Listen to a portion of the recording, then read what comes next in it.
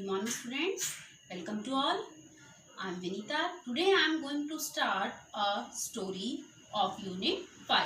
The name of the story is Rip Van Winkle. It's a very interesting story. So let's start the story. Rip Van Winkle. This story is about Rip Van Winkle, a good natured but lazy man who goes away into the hills and falls asleep. When he awakens 20 years later, Rip finds that quite a few things have changed. ये story rib van विंकल के बारे में है जो एक good नेचर्ड person है but he is also a lazy man. वो एक लेज़ी मैन भी है. गुड नेचर्ड तो है बट वो लेज़ी है. तो स्टूडेंट्स, अगर हम गुड नेचर्ड हैं बट हम लेज़ी हैं तो हमारी सारी क्वालिटीज़ ख़त्म हो जाती हैं. इसीलिए हमें अच्छे नेचर के साथ साथ गुड नेचर के साथ साथ हमें हार्ड वर्किंग भी होना चाहिए. इस स्टोरी में इन्हीं सब चीज़ों के बारे में बताया है. देखते हैं. So let's start the story. Many years ago, at the foothills of the Catskill Mountains was a little village. In the village lived a simple, good-natured fellow named Rip Van Winkle. बहुत साल पहले जो Catskill नाम का एक जो mountain है उसके नीचे, फुट हिल्स का मतलब तलहटी में, उसके तलहटी में एक छोटा सा गांव था जिसका नाम था कैट्सकिल. कैट्सकिल जो माउंटेन था वहाँ पर एक छोटा सा विलेज था. इन द विलेज, उस विलेज के अंदर एक बहुत ही भले स्वभाव का लड़का जिसका नाम था रिप वैन विंकल रहता था. He was a kind neighbour, ready to help anyone. Everyone in the village liked him. वो बहुत ही हेल्पिंग नेचर का पर्सन था. किसी की भी उसको जब भी कहीं पर भी ज़रूरत होती तो वो ज़रूर सबकी हेल्प करता था. हमेशा रेडी रहता था दूसरे की हेल्प के लिए. The children of the village shouted with Joy whenever they saw him because he played with them. He taught them to fly kites and shoot marble and told them long stories. बच्चे उसको देखकर उछल जाते थे. जब भी वो कभी उसको देखते तो खुशी से उछलते थे कि रिप वैन विंकल आ गया, देखो रिप वैन विंकल आ गया. क्यों? क्योंकि वो उन्हें पतंग उड़ाना और कंचे खेलना और बहुत ही लंबी लंबी स्टोरीज़ उनको सुनाता था. इसीलिए बच्चों को ये सब चीज़ें पसंद होती हैं और इसीलिए बच्चे उसको देखकर बहुत खुश होते थे. The only problem with Rip was that he was very lazy. He did no work on his own farm and just idled away his time. His fences were falling to pieces. His cow was going astray. Weeds grew on his farm. Rip's constant companion was his dog named Wolf. पर उसकी एक ही problem थी कि वो बहुत lazy था. Well नेचर्ड, good नेचर्ड तो था बट वो बहुत लेज़ी था. लेज़ी माने आलसी था. He did no work on his own farm. वो अपने खुद के खेत में भी काम नहीं करता था. And just idled away his time, और अपने टाइम को ऐसे ही वेस्ट करता था. उसकी जो फेंसेस थी, मीन्स जो उसके फार्म में चारों तरफ जो बाड़ लगाई हुई थी उसने अपने जो खेत के चारों तरफ, वो भी पीसेस में, टुकड़ों में टूट गई थी. उसकी जो काउस थी वो एस्ट्रॉय, गुमराह हो गई थी, इधर उधर चली गई थी. Weeds grow on his farm, यानी जो खरपतवार, एक्स्ट्रा जो फसल के अलावा जो छोटे छोटे बहुत सारे पौधे होते हैं जो फसल को बढ़ने नहीं देते, वो उसके फार्म में बहुत सारे हो गए थे. Rip's constant companion was his dog. Rip का हमेशा एक जो कंपेनियन, उसका जो साथी था, वो था उसका एक कुत्ता जिसका नेम था वुल्फ. टू अवॉइड वर्क, अपने काम से बचने के लिए, he would walk away into the forest with his dog. वो काम से बचने के लिए वो जंगल में अपने डॉग के साथ चला गया. One day Rip just walked on and reach the highest part of the mountain. और एक दिन ऐसे ही रिप चलते चलते एक बहुत माउंटेन के सबसे हाईएस्ट पार्ट पर पहुंच गया। It was late in the afternoon when he reach there. जब वो वहाँ पहुँचा तो काफ़ी लेट हो चुका था। Tired after his long climb, he lay down and began daydreaming. It was soon evening and he realized it would be night by the time he reached his village. जब वो वहाँ पहुँचा तो दोपहर हो गई थी और वो बहुत थक भी गया था। थकने की वजह से उसने सोचा कि चलो मैं थोड़ा सा आराम कर लेता हूँ, और दिन में सपनों में मतलब वो खो गया, यानी सो गया वो कुछ टाइम के लिए वो वहाँ पर लेट जाता है। इट वॉज सून इवनिंग, और जल्दी ही शाम हो गई। And he realized it would be night by the time he reach his village. और उसको ऐसा लगा कि जब तक मैं उतर कर माउंटेन से वापस विलेज में जाऊँगा तब तक रात हो जाएगी। Suddenly he heard a voice calling out, "Rip Van Winkle, Rip Van Winkle." He looked around and saw a short old man with thick hair and a grizzled beard walking towards him with a barrel. जल्दी ही वो क्या देखता है कि एक बूढ़ा आदमी उसकी तरफ एक बैरल यानी एक ढोल टाइप में कुछ लेकर उसकी तरफ आ रहा है, जिसके बाल बहुत ही थिक हैं एंड जो उसकी जो दाढ़ी है, उसकी जो बियर्ड है वो ग्रे हो चुकी है, यानी वाइट, बड़ी सी एक लंबी सी उसकी दाढ़ी है ग्रे कलर की, वाइट कलर की, और वो उसकी तरफ बैरल लेके आ रहा है। He made signs to help him carry the barrel. Rip hurried to help the stranger who caught his hand tightly. अब रिप ने उसने एक साइन मतलब उसको दिया कि भाई मेरे को हेल्प की, आपकी हेल्प की ज़रूरत है, मुझे इस बैरल को उठाने में आपकी हेल्प की ज़रूरत है। तो रिप जल्दी से जाता है और उस स्ट्रेंजर की हेल्प के लिए वहाँ पर पहुँचता है। जैसे ही वो वहाँ पहुँचता है, वो जो स्ट्रेंजर है उसका हाथ बहुत टाइटली पकड़ लेता है। Together they reached a place where they were some more old looking man playing 9 pins. They were all dressed the same way, and all of them had beard of various shapes and colors, even though they were playing a game.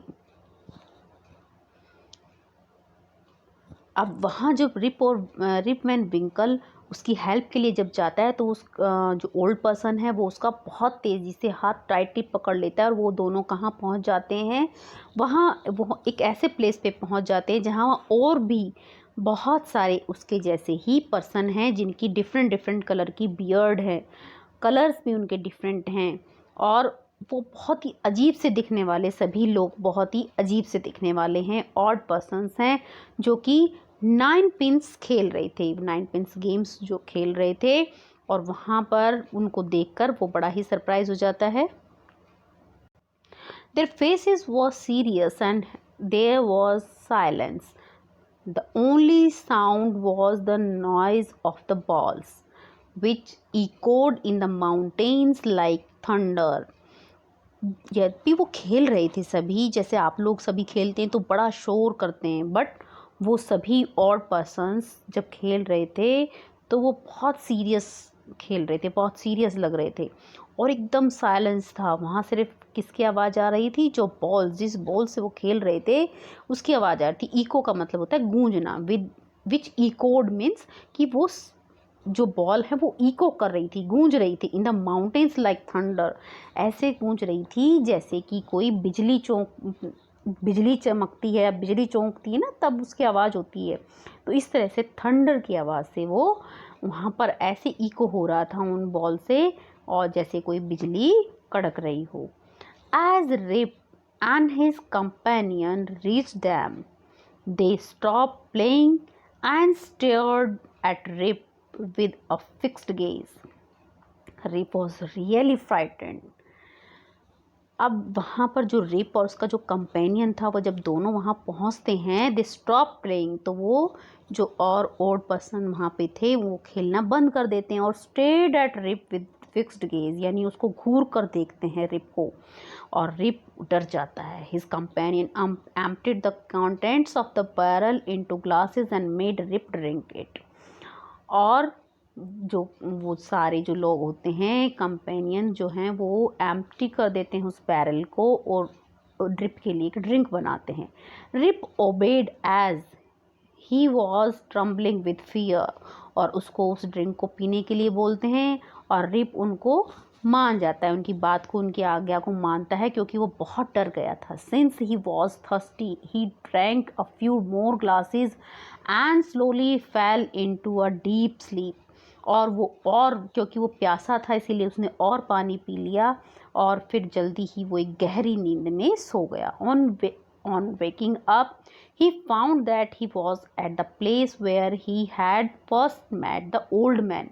जब वो उठा तो उसने पाया कि वो वहीं पर है जहाँ पहली बार वो पर्सन ओल्ड मैन और वो मिले थे। he rubbed his eye, it was a bright sunny morning, surely I have not slept here all night, thought Rip। अब वो अपनी आँखों को मसलता है और ये जो सुबह है बहुत सनी मॉर्निंग मीन्स सूरज चमक रहा है, बहुत अच्छी सुबह है, और वो सोचता है कि शायद मैं एक रात ही यहाँ पर सोया होऊंगा, एक रात ही यहाँ पे रुका होऊंगा। He looked around for Wolf, और वो अपने जो उसका डॉग था वुल्फ उसको ढूंढता है, इधर उधर देखता है, बट ही वॉज नोवेयर, पर वो कहीं पर भी नहीं है। Rip whistled for him, Wolf Wolf, he then shouted. अब वो उसको बुलाते हुए रिप को वुल्फ को बुलाते उसका नाम लेता है डॉग का, वुल्फ वुल्फ, और वो चिल्लाता है, बट उसे कहीं पर भी डॉग दिखाई नहीं देता। No dog was to be seen, उसको कोई डॉग दिखाई नहीं देता। Where has this dog gone, अब वो सोचता है कि ये कुत्ता कहाँ गया। ही मटर्ड टू हिमसेल्फ, वो अपने आप से ही बड़बड़ाता है। He began to descend the mountains to go back to his village, और वो वापस माउंटेन से नीचे उतरने लगता है अपने गांव जाने के लिए। As he neared the village, he met a number of people, but he didn't know any of them. The villagers also stared at him, equally surprised. Who is this man? Said one. अब जब village पहुंचता है rib, तो वहाँ पर बहुत सारे लोगों को देखता है, बट वो उनमें से किसी को भी नहीं जानता। The villagers also stared at him, और जो विलेजर्स हैं वो भी उसे घूर घूर कर देखते हैं और उतने ही सरप्राइज से देखते हैं जैसे कि वो खुद भी बहुत सरप्राइज है उन सभी अजनबी लोगों को देखकर। और वो सब कहते हैं हु इज़ दिस मैन, ये कौन आदमी है। किसी ने उनमें से एक ने कहा कि हु इज़ दिस मैन, ये कौन आदमी है। I have never seen him before, मैंने इसे पहले कभी नहीं देखा। Said another, look at his long white beard and his wrinkled face, उन्होंने कहा कि देखो इसकी लंबी दाढ़ी को देखो और इसकी जो फेस पे जो रिंकल है, झुर्रियाँ हैं, उसे देखो। ऑन हियरिंग दिस, उन सभी को सुनकर Rip stroked his chin and to his astonishment he found his beard had grown a foot long and it was all white। अब उन सभी की बातें सुनकर जो रिप है वो अपनी ठोड़ी के ऊपर, अपनी जो चिन्ह है उसके ऊपर ऐसे हाथ फेरता है और देखता है, आश्चर्यचकित रह जाता है कि जो उसकी बियर्ड है, जो उसकी दाढ़ी है, वो इतनी लंबी है कि उसके पैरों तक जा रही है और वो पूरी सफ़ेद है। An old woman walked up to him and looked at his face for a moment। एक बूढ़ी औरत वहाँ आती है, उसके पास आकर उसके फेस को ध्यान से देखती है। Then she exclaimed, और वो आश्चर्य से कहती है, It is Rip Van Winkle, welcome home again, old neighbor, where have you been these 20 long years। अब वो ओल्ड वुमन उसके पास आकर उसे पहचान जाती है और बोलती है, रिप वैन विंकल, वेलकम अगेन, आपका स्वागत है इस गांव में दोबारा। और वो जो लेडी होती है वो उसकी पुरानी नेबर होती है, पड़ोसी होती है, और वो उससे पूछती है कि आप पिछले 20 सालों से कहाँ थे। So students, this is an interesting story. Now come to the new words. Here are some new words. Circle the correct meaning of the given words. You may need to use the dictionary. First, idled away. Idled away, its meaning wasted. You have to circle wasted. Constant, the meaning of constant is steady, यानी लगातार, continuous. Constant, steady, stead, steady. Companion means partner. Fourth, realize, to understand. You have to circle to understand. Descend means to move down. Barrel, a wooden container. Next, contents means the ingredients. Contents means the ingredients. Now next exercise, match the words in the box with their meanings. You may take the help of a dictionary. First, near the lower part of a mountain. You have to choose the words from the yellow box. Near the lower part of the mountain is called foothills. With grey hair, यानी grizzled. To rub gently, यानी stroked. To be very surprised, यानी astonished. And known to you, यानी familiar, जो आप जिससे आप familiar होते हैं, जानकारी जिसकी होती है आपको, वो familiar हो गया. Now let's read next. Say whether the following sentences are true or false. First, Rip was kind to children. Yes, this is true statement. Rip was a hard-working man. False. Is he a hard-working man? No, he is a lazy man. So this statement is false. Now next statement. The short old man on the mountain was his constant companion. Wrong. It's a false statement. Rip helped the old man on the mountains because he wanted to have a drink from the barrel. It's also a false statement. Next, Rip was away for 20 years because he was asleep on the mountain. क्या Rip 20 years तक जो है वो सो गया था mountains के ऊपर जाकर? Yes, true. The drink from the barrel made him fall asleep for the 20 years. Yes, true. Next, A7. Nobody recognized Rip when he came back because he had reached the wrong village. No, it's a false statement. So you have to do these true and false in your notebook, and the new words also. The first, circle the correct meaning of the given words. You have to do these exercise also in your notebook. This is all about the chapter. The chapter having many exercises, and I will send the exercises. So thank you and have a nice day. This is all about the chapter. Now you have to do the question answer, new words in your notebook. Thank you and have a nice day.